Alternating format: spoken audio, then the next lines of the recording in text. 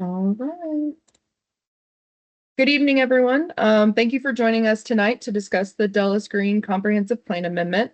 I'm Heather Springs. I'm a planner with the Fairfax County Department of Planning and Development, and I'm also the project manager for this area. Tonight, I'm accompanied by Clara Johnson, who is also with the Planning Department. Tonight's meeting, we're going to talk about the plan amendment and what's being proposed for this area. We'll also take some time to hear your feedback and provide next steps for the amendment. If you have any questions or comments as we go through the presentation, you're welcome to put them in the chat and we will address them during the discussion portion at the end of the presentation. The proposed plan amendment we'll review tonight is located just north of the Innovation Center Metro Station. Before we move on through the agenda, I'd like to take a moment to introduce Supervisor Bierman and allow him to provide opening remarks. Thank you, Heather. I'm Jimmy Bierman, Drainesville District Supervisor. Thank you all for joining us tonight.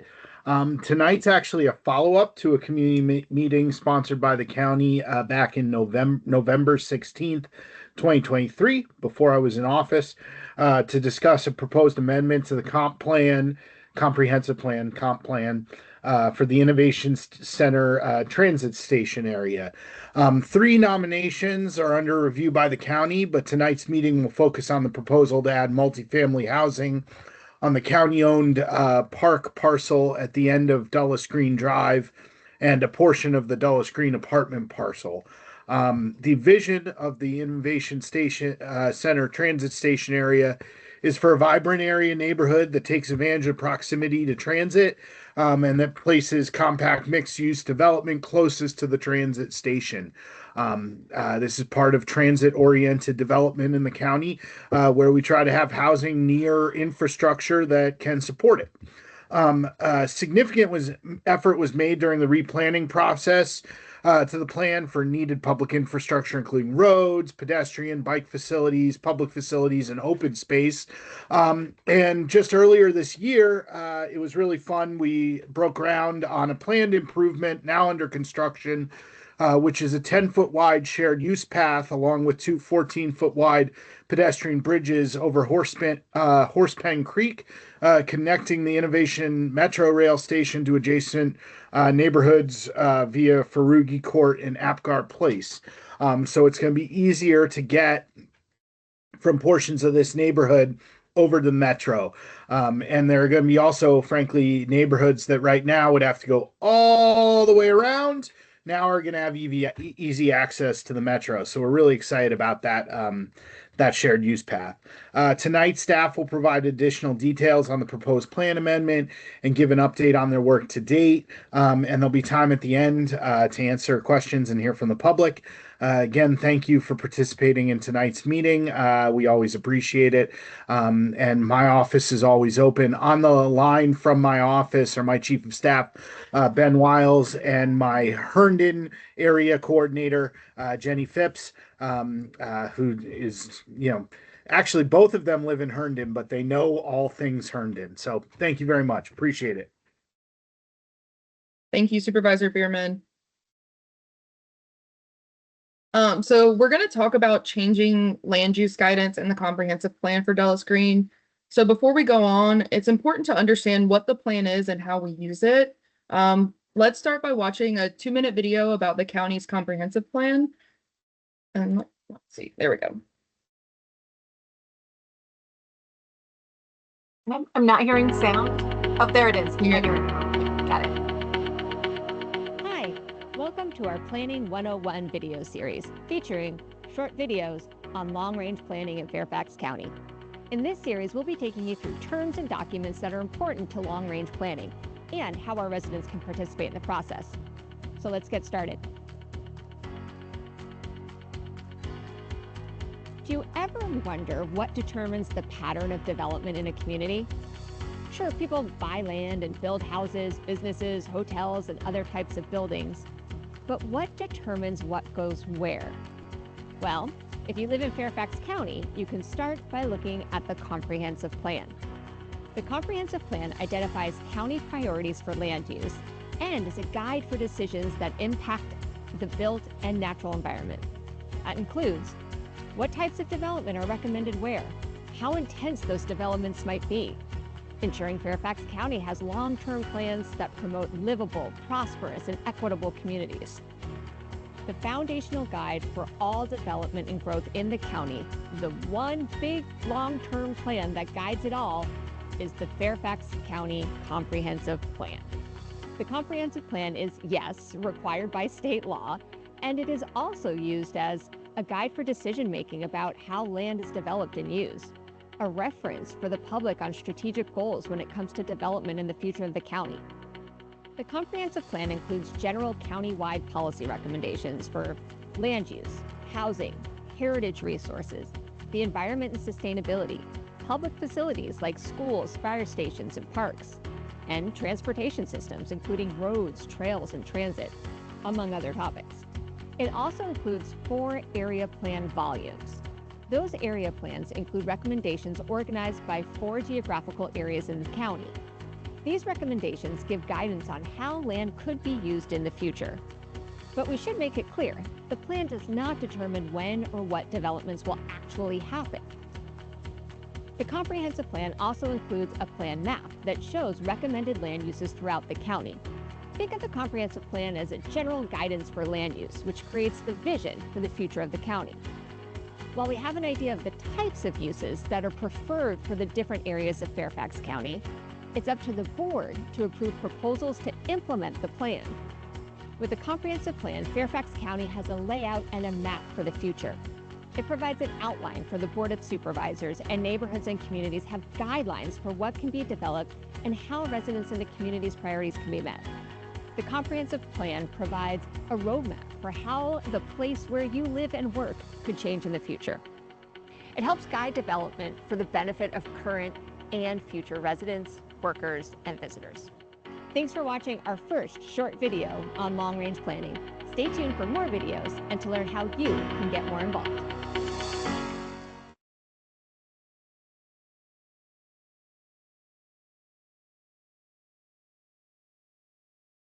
Okay, in the video, she referenced this map. This is our concept for future development, and I want to take a minute to really talk about what that means for this area. An important component of the comprehensive plan is the concept for future development, which is the overarching guide for our area plans. Put simply, it provides a general framework for thinking about where most of our growth is encouraged. Innovation Center, which is circled on the map, is identified as a transit station area, or TSA. TSAs are areas in the county directly influenced by the presence of a metro station, and are areas where the comprehensive plan encourages growth and a mix of uses and a pedestrian-friendly form that supports the metro rail system.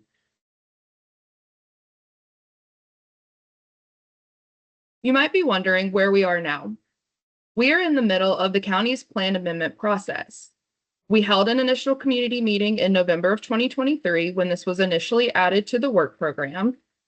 Since then, we've been meeting with stakeholders, other stakeholders, gathering comments from other agencies, and tonight we're meeting with you all prior to formalizing a staff recommendation. Once a staff recommendation is drafted, this plan amendment will go through a public hearings process before Planning Commission and the Board of Supervisors. You may notice when visiting our project website that this plan amendment is part of a larger study area, which includes 2 other plan amendments and the surrounding areas, including those parcels west of the Dulles Greene amendments along Rock Hill Road and south of the metro station. We refer to this area as the Innovation Center TSA study. The Dulles Greene plan amendment involves 2 separate parcels. The parcel outlined in navy, owned by Fairfax County, is approximately 9.6 acres, currently planned for transportation facilities, and currently undeveloped. The parcel outlined in yellow is owned by Innovation QOZBLC, is approximately 1.5 acres, and is currently planned for a 5,000 square foot daycare use. This parcel is also currently undeveloped.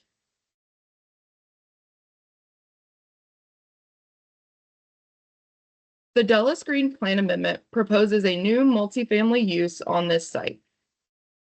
The study is evaluating up to 500 residential units. Before making a final recommendation, staff will need to evaluate how much housing fits on the site when you consider other land use goals. For example, how much park space would be needed.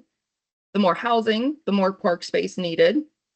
It could also be that the two parcels wouldn't consolidate for the project and only one parcel comes forward for development. This all could affect how many residential units ultimately would work or fit on the site.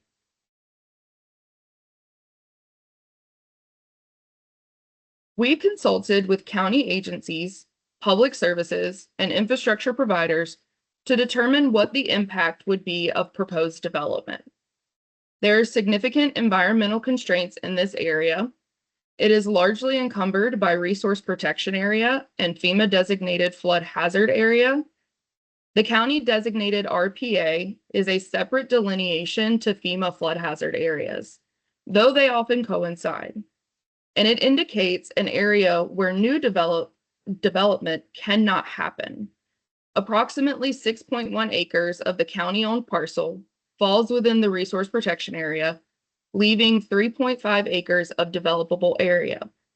The 1.5 acre parcel is not encumbered by floodplain or RPA.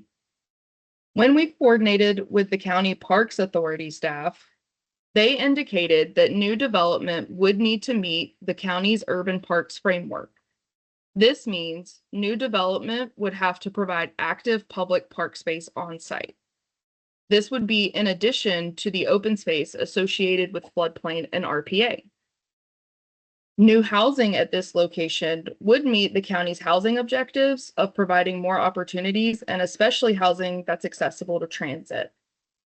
Transportation planning staff indicated a need to make it easier for people to access the metro station. There's already a plan in place to provide a new pedestrian connection from the metro station through the RPA area and across this site. This path is currently under construction and it will provide access at Farugi Court and Apgar Place.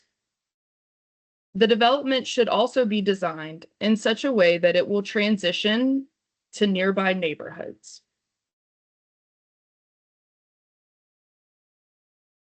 Now, Housing and Community Development, a representative for the county-owned parcel, will provide a brief presentation. Thank you, Heather. Appreciate everybody's time this evening. My name is Mark Buenavista. I'm with the Department of Housing and Community Development. So I thought it'd be helpful to take a little bit of a step back to provide some context of the environment that we're dealing with, as well as a little bit about our organization and how we fit in what is being contemplated here this evening. So the Fairfax County Redevelopment and Housing Authority is a separate political body from the Fairfax County Board of Supervisors. The Board of Supervisors actually appoints the 11 commissioners that make up the Redevelopment and Housing Authority, which is responsible for setting overall housing policy and direction for the agency, overseeing the use of its funds and properties that it actually owns, helping to facilitate and spearhead new development and preservation of affordable housing opportunities with private sector partners, as well as administering resident and rental assistant programs at the federal, local, and state levels. The Department of Housing and Community Development is a county agency, and so it reports on the one hand to the Board of Supervisors, but also functions as staff to the Housing Authority, administering its programs on behalf of the board and the FCRHA. So it puts it in somewhat of a unique position, but really focusing on delivering opportunities for individuals and families to be able to live, work, and play here in Fairfax County. As some of you may be aware on this call, back in 2019, the Board of Supervisors at the time committed itself to delivering about 5,000 new units of affordable housing by 2034 to address a well-recognized, affordability crisis, not just in our jurisdiction, but in the larger DC metropolitan area. In 2022, I believe the board doubled that goal to about 10,000 new units by 2034. Recognizing the continuing increase in need of affordability and finding opportunities for individuals and households to be able to afford to live here in Fairfax County. So if we move to the next slide, just to provide a picture of the folks that we serve. This just gives you sort of a picture of the types of individuals and professions that we serve, and the income levels that we serve, which are really solidly very much working families, ranging from those in the healthcare profession to tradesmen, IT professionals, admin, teachers, service industry individuals as well. And so when we talk about affordability and affordable housing, we're really looking, very much solidly in the working class, as well as those who are more vulnerable and at the lower incomes as well. So if we move on to the next slide. So why is it important for affordable housing, to be a priority, and particularly for this particular site, contemplated, and what are the benefits? Obviously, it's nice to be able to live where you work and work where you live. And of course, as has been indicated, this particular site has access to mass transit, a lot of amenities in the immediate Herndon area. They're also providing opportunities to boost the local economy with local dollars, keeping people in Fairfax County to be able to spend their hard-earned money, keeping tax revenue local as well. But also just from a mission standpoint, really looking at Fairfax as a county of opportunity for everyone, and really trying to address the entire continuum, an entire range of incomes, that really make our community great. So if we move on to the next slide. So in terms of how affordable home development is looking in the county, our department, along in partnership with the Board of Supervisors and the FCRHA, have really prioritized affordable housing development in all corners of the county. And so you can see just a bit of that in the county map to the left, where you can see the little flags there of current projects in the development pipeline for affordable communities. And so you can really see that we're really trying to position ourselves to provide opportunities to be able to live here, not in just one corner of the county, but really in all parts of the county. And so what does it look like from the perspective of development, to take sort of this idea of a project, in this case housing, from concept to reality? Certainly this evening, we're speaking with regard to a very specific piece of this, which is the comprehensive plan amendment, as was shown.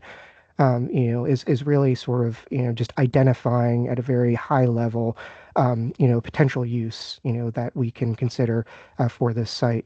But it's still very early in the process, and so just want to really emphasize that. From my perspective and from the county's perspective, on the board-owned site specifically, there is certainly a priority to consider housing on the site, and specifically affordable housing. And so as part of that process, certainly this is a touch point here with you all to get additional input, answer questions that will help feed into not only the comprehensive plan amendment process, but ultimately a developer process as well, where the intent would be to put out a solicitation to seek out development ideas from the development community for multifamily proposals for this site. And after that, there would still yet be a longer and much further discussion with the community during the zoning and entitlement process, continually testing the feasibility of any development proposal, both from the design perspective, where the community would be able to provide inputs, in addition to sort of the technical realities of being able to put together the financing necessary for the development going through a permitting process, construction, and ultimately occupancy. And so it's all to say, that this process is still very young. Many more sort of milestones to meet, and many years potentially in the making. And so with that, I'll turn it over to Heather to finish out the presentation and continue on. Thank you. Thank you, Mark. Yeah, and actually, Heather, could you go back to the previous slide? Because I think I wanted to clarify something. The Department of Planning and Zoning is involved in zoning and some coordination with site plan review, but the comprehensive plan stage is almost, if we were looking at this diagram, that lives in the first box, or even if there were another box after the question, how does a project go from concept to reality? We're in the concept part of it, and then I think a return to zoning review and a zoning case is kind of where that. So we're not actually, we're at the very beginning of this chart. I wanted to emphasize that. And as you go to the next slide where we're talking about next steps, well, Heather, you had some remarks to make here. Is that right? No, you can go ahead. Me? Okay. Yep. We had seen this diagram before talking about the community meetings. We're preparing for an eventual publication of a staff recommendation and a staff report, and all of that to get us all ready to go to the Planning Commission and the Board of Supervisors for public hearings. And that's at that point, that's when the comprehensive plan can change. It's ultimately when the Board of Supervisors adopts a change where it opens the door for this possible use, and it would likely include guidelines about how, different conditions for how that development might look, how much development might be appropriate, maybe some guidance about the types of parks. And so I think some of the discussion we'd like to have with those members of the public attending we want to hear what your thoughts are about future development here. If this development were to happen, what would you like to see? Yeah, and Heather, I think you had another slide. Okay, yeah. Yep. So this is going to be the last slide of our presentation. I'm going to copy and paste this information in the chat so that it's easy to access the links. But this will also be posted on our project website along with the recording of this meeting. So we can go ahead and open the floor for discussion. We do have staff from HCD, a representative for the privately owned piece, here to answer questions, join in the discussion, and to listen. So I'll let Clara start us off on the discussion here. Yeah. Okay. Yeah, first, I think I wanted to start with any questions about the information you just heard.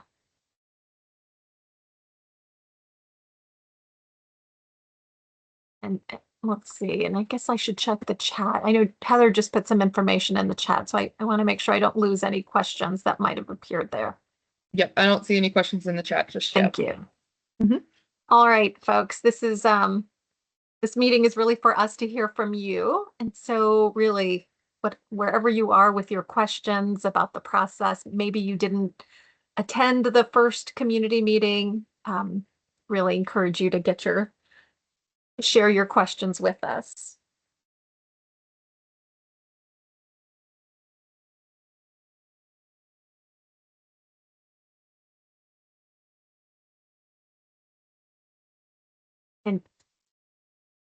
And we'll take your questions at any point during the meeting. But if that's not where you are right now and you have some concerns you'd like to tell us about, or you want to make sure that new development,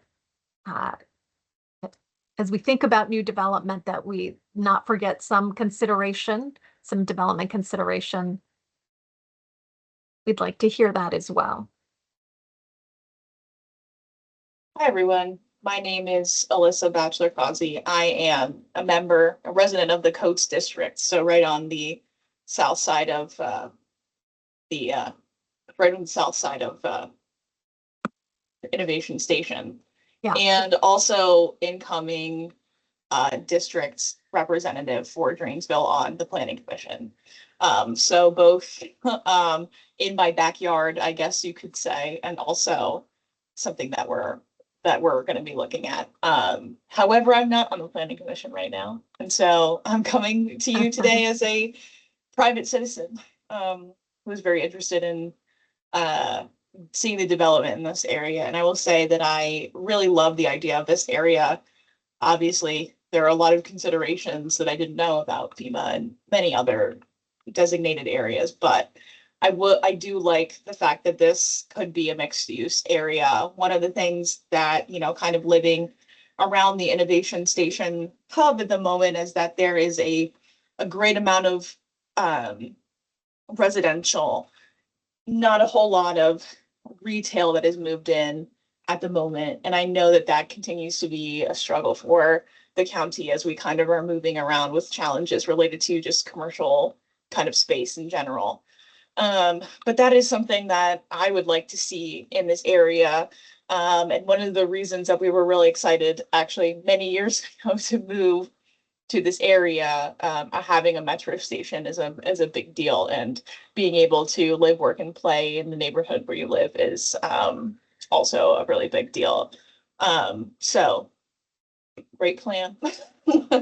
Also, I am the chair of the Fairfax County Commission for Women, and obviously childcare centers are something that we are looking in and at very much and wanting to have. And so whatever way that we can kind of fill all of those goals, I think is going to be the best and kind of most ideal moving forward. Okay, terrific. Thank you. Yeah, of course. Thank you for those comments. And it is the case that retail is definitely, and I see your hand, Bria. Well, let's see. Retail is definitely struggling with this period of transition. People are teleworking more. That may or may not change. We really don't know what people's working patterns will be, and retail is trying to be where people are, so that they to be successful.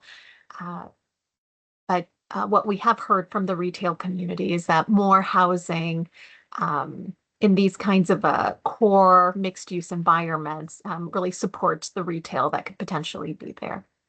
Let's see, Bria, go ahead. If I'm and did I say your name correctly? Go ahead. And you're muted. Go ahead and unmute.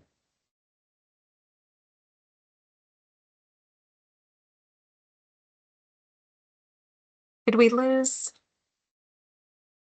Bria?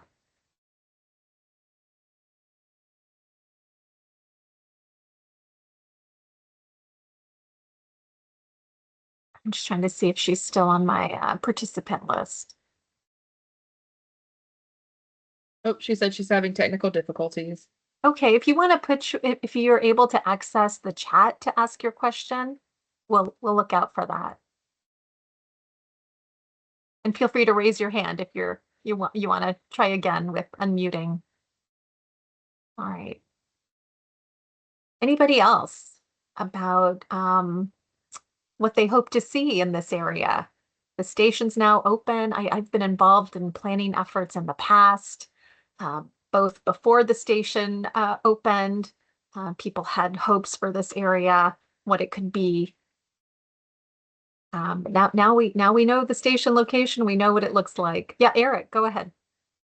Oh, hello. So yeah, I also live in the southern area. I mean, the area south of the Innovation Center Station.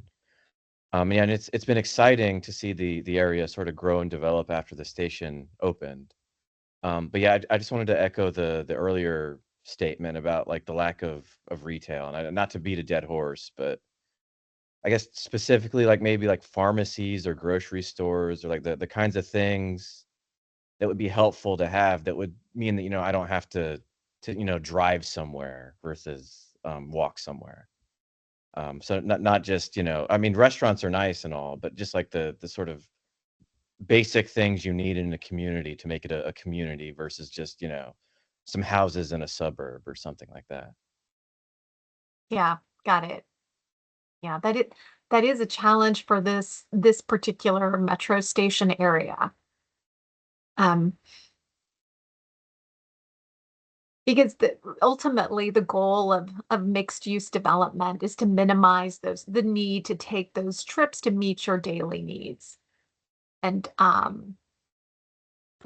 sometimes it takes time for that kind of environment to take place. I know on the south side, definitely planning for the mix to include some of those not residential, those commercial uses and services.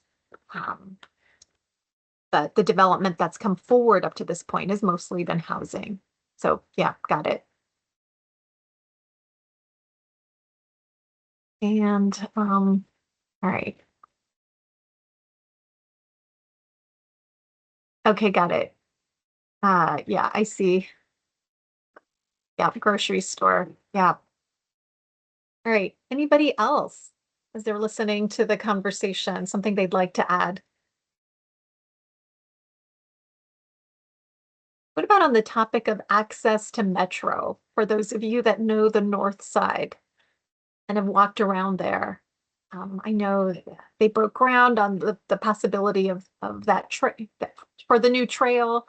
But any other thoughts about uh, how to your thoughts on how to make it so that getting to metro is an easier choice for people who live here?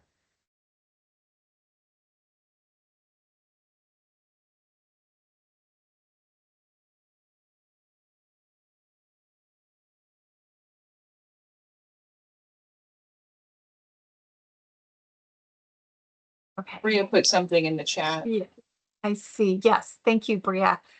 The Ravana proposal. So let's describe where that is. And Heather, you're pointing to where the Ravana proposal is. It actually it straddles the border between Loudoun County and Fairfax County. Um, they are a part of this study of this transit station area. However, they haven't really come together with a proposal that we can evaluate. They are currently planned for some of the highest intensity development at this station area because it's pretty close, directly related and close to the pedestrian landing for this station on the north side. So that is planned to be mixed use. I think on the Loudoun County side, further away, they have some concepts that they're trying to move ahead with. And we do look forward to it.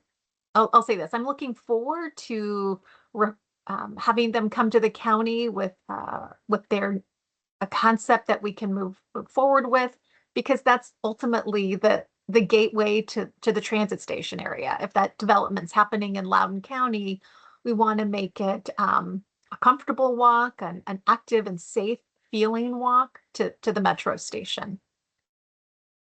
But yes, absolutely. We at these metro stations, we are looking for that kind of a vibrant, mixed use environment where people feel like it's comfortable and safe to walk. Well, that actually brings up a good point on safety specifically. It's something that we've talked about and advocated for around transportation, not just pedestrian kind of safety, but also just in a public safety sense, right? If it is, I'm a little bit unfamiliar with the north side, if I'm being perfectly honest. But I can see, from the map that it does go through some land that is obviously quite undeveloped at the moment. And so things like having emergency call boxes along that pathway would be, something that I think would make women feel safe. And I know that the conversations have happened over the last several years, and what can we do to make sure that women, can use public transportation or feel safe using public transportation when they have things like their kids with them or they're making multiple stops. And one of those things is making sure that, after dark, that there are mechanisms in place. We live in a very safe county. I'm very thankful. But that being said, having a call box that, isn't a mile away from the nearest neighborhood, that's a little bit of an exaggeration, but would make women feel safer and more empowered, I think, to take transportation at night or when it's darker. It's dark right now at like 4:30, 5 o'clock in the winter time. And so, obviously that's when people are coming home. And so safety in a public safety sense, I think would make folks feel more empowered to take public transportation and feel safe in doing so. Yeah, absolutely. And we have, and what we're dealing with here potentially, the comprehensive plan sets some guidance and parameters for future development. But as Heather said earlier, or maybe it wasn't Heather, maybe it was the woman in the video. I don't know which one said it. But we don't know when this development will happen. Right. So we could be dealing with an interim condition where maybe the housing happens where the star is on the map, but we don't have development on the other side of the resource protection area at Ravana. And you don't have, I guess what's called the natural surveillance that comes Right. with development and with just eyes, people Right. people People being in around. that space. And so that's a great suggestion. Not only in the long term, but in the interim, what are the options for people that want to get to the station when it's dark out and maybe there aren't as many people out. Great. Okay, got it. All right. Any other questions? Something you're curious about? Maybe it's not about this particular property, but planning in the area. If you have a question about what exactly is the comprehensive plan, because I don't think that's necessarily intuitive. And then I'll also repeat what Heather said. The owner of that undeveloped piece of Dulles Greene is, we have some of their representatives at the meeting. And of course, they're welcome to chime in. And housing and community development, if you have questions, they're here. It's a great opportunity to ask them about their ideas or what they might like to pursue on this property. Yeah, I mean, if the development folks are here, I'd love to hear about, what their plans are for the other parcel at the moment.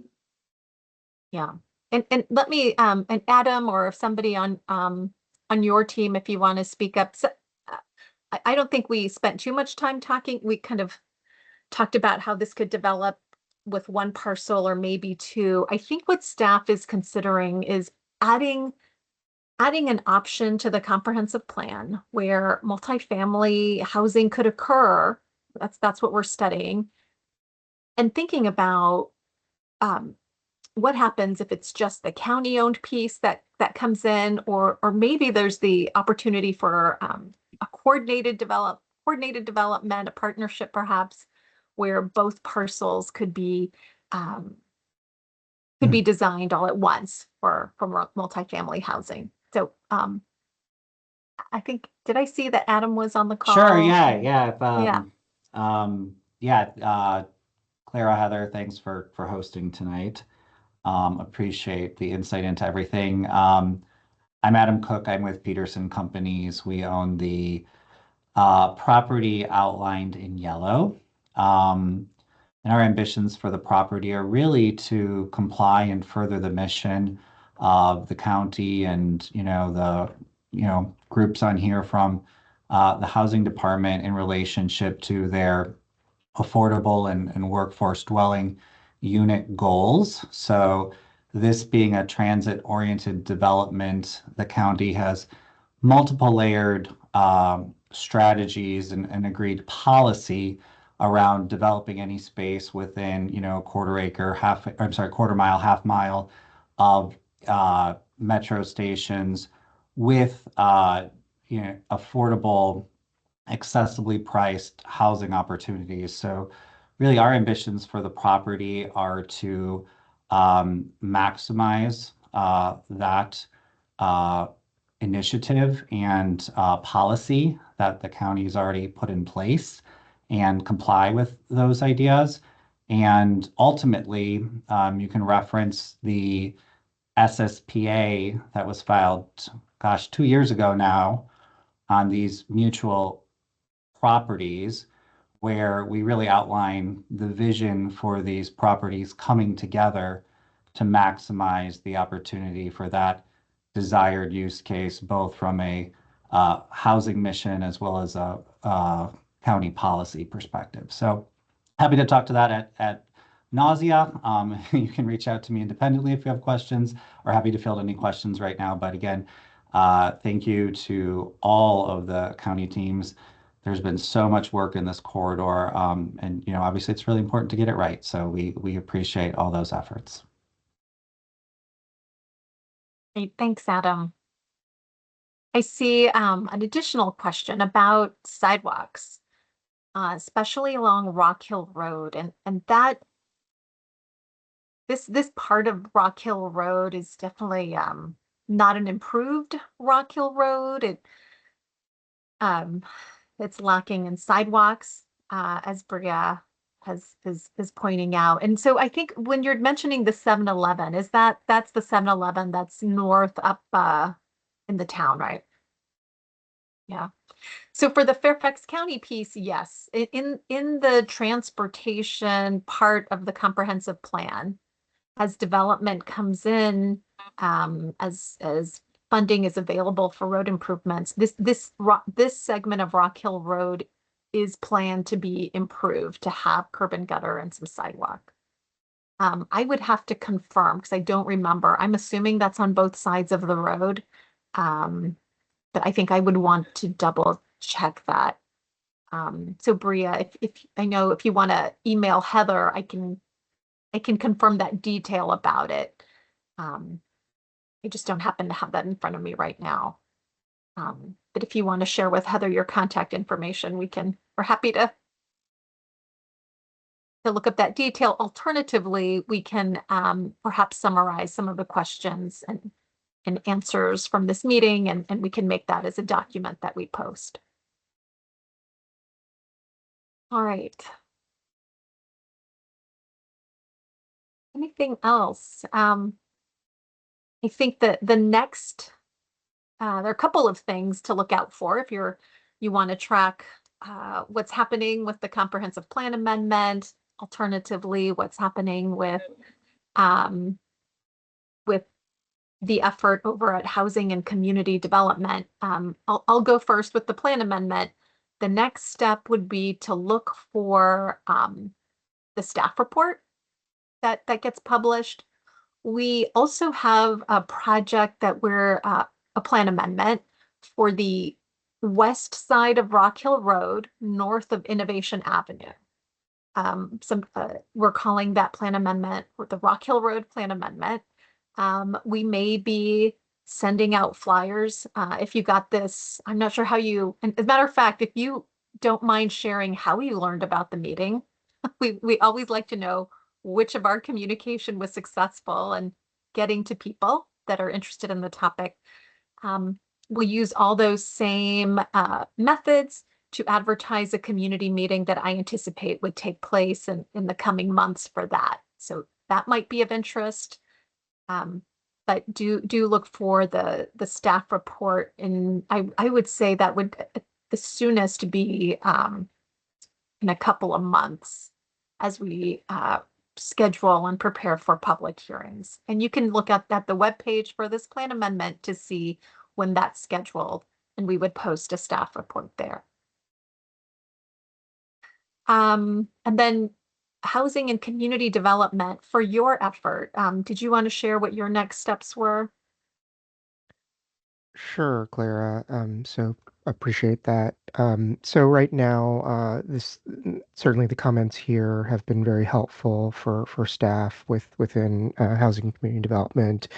One of the things that we're working on relative to the board-owned site is finalizing a request for proposals that is forthcoming, soon to be released, hopefully this month. I think this is a very opportune time to be able to take any additional feedback or questions that folks have.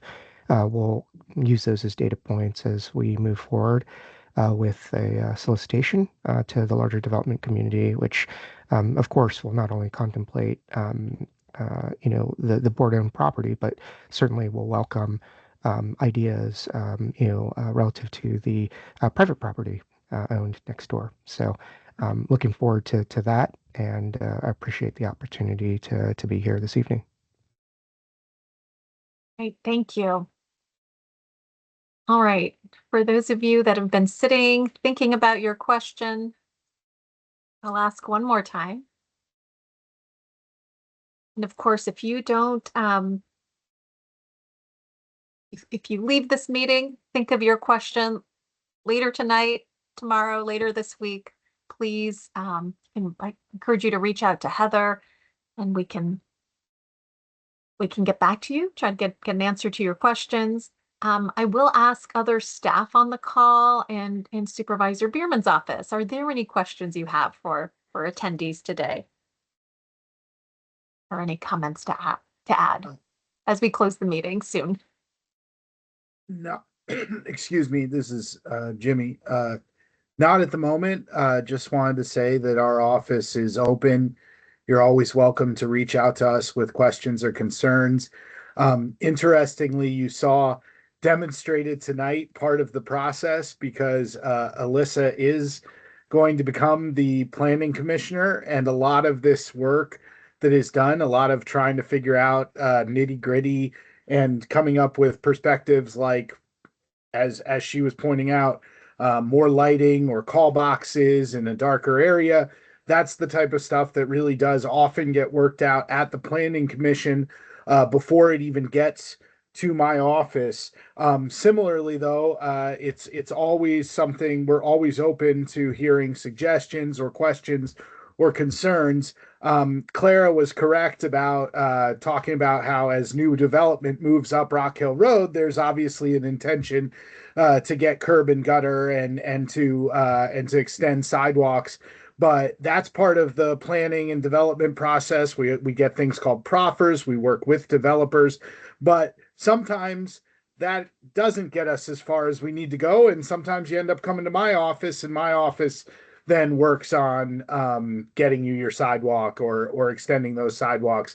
In fact, the county's made a commitment to $100 million on pedestrian and sidewalk projects over the last 6 years, which started with my predecessor, John Faust. And we just, in the latest budget, in carryover review, approved $25 million more to work on those around the county.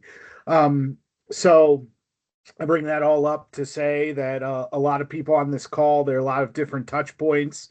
The community is always welcome to come to my office, but also to planning and development. And also, I know that Miss Bachelor Causey, Planning Commissioner Bachelor Causey, it's got a nice ring to it, is also there to work with the community as well. So thank you very much for your attendance, and I hope to see you in your neighborhood sometime soon. And I really can't wait for when that shared use path opens up, because I also think it was brought up, for instance, Ravana with a mixed use development, it was brought up that we need more grocery stores, this or that. Tonight we were talking about one particular plot of land which probably isn't going to have a grocery store on it, but if we are getting grocery stores in the area, being able to walk around, even if it's goes south of the toll road, if that's where we end up getting that type of stuff, it's going to be helpful to us all. So we're working on that and trying to get good outcomes. So thank you. All right. Well, with that, we'll close the meeting and stop the recording. We'll post it so that you can share it with your friends and neighbors. I'm sure you'll tell them all about this meeting. We hope you do. And please do reach out. We do like knowing that people are interested in planning and interested in we know that you're all interested in what's happening in your community in the future. So thanks, everybody. Have a good evening. Thank you. you.